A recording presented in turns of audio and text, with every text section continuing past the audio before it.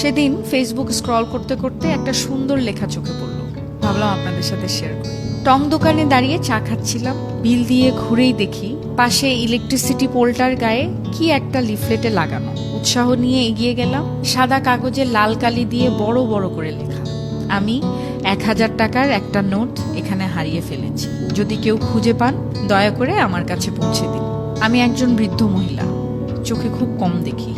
তারপর নিচে একটি ঠিকানা দেয়া, ঠিকানাটা কাছেই, হাঁটা পথে মিনিট 5 হবে। কৌতূহল দমন করতে না পেরে আমি খুঁজতে খুঁজতে গেলাম সেখানে। একটি জরাজীর্ণ টিনের ঘর, উঠানে এক অশীতিপর বৃদ্ধা বসে আছেন। আমার পায়ের শব্দ পেয়ে তিনি মুখ তুলে তাকালেন, বললেন, কে? আমার সম্বিত ফিরল। গলির মাথায় আমি আপনার 1000 টাকা খুঁজে পেয়েছি। আমার কথা শুনে তিনি হাউমাউ করে কাঁদতে লাগলেন। একটু পর কিছুটা ধাতস্থ হয়ে বললেন, বাবা, এ পর্যন্ত অন্তত 10 থেকে 12 জন আমার কাছে এসেছে আর 1000 টাকা করে দিয়ে বলেছে তারা নাকি রাস্তায় আমার টাকা খুঁজে পেয়েছে। আমার কোনো টাকা হারায়নি, ওই লেখাগুলো আমার না। আমি খুব একটা পড়ালেখাও জানি না।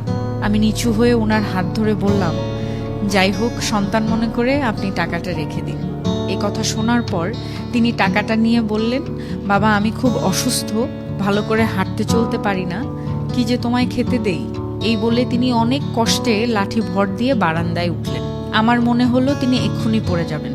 আমি তাকে সাহায্য করার জন্য এগিয়ে গেলাম।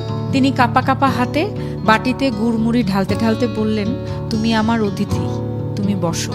আমার পেটে একটুও ক্ষুধা ছিল না, তবুও কিছুটা বৃদ্ধার আন্তরিকতায় মুগ্ধ হয়ে বাকিটা তার সাথে আরো খানিকক্ষণ গল্প করার লোভে ধীরে ধীরে গুড়মুড়ি খেতে লাগলাম। কথায় কথায় জানলাম এই পৃথিবীতে আপনজন বলতে উনার কেউ নেই। আগে ভিক্ষা করতেন, কিন্তু অসুস্থ হবার পর আর বাড়ি থেকে বেরোতে পারেন না। ফেরার সময় বৃদ্ধা বললেন, বাবা, একটা অনুরোধ, তুমি যাবার সময় ওই কাগজটা ছিঁড়ে ফেলো।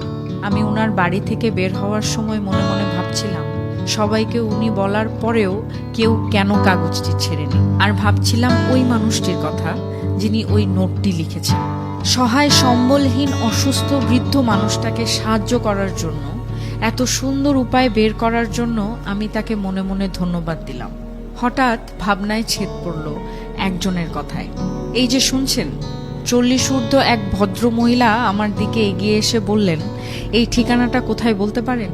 একটু আগে আমি রাস্তায় 1000 টাকার নোট পেয়েছি, এটা আমি ফেরত দিতে চাই। ঠিকানা দেখিয়ে সামনে এগোলাম। কখন জানি আমার চোখ দুটো ভিজে উঠেছে ঠিকই।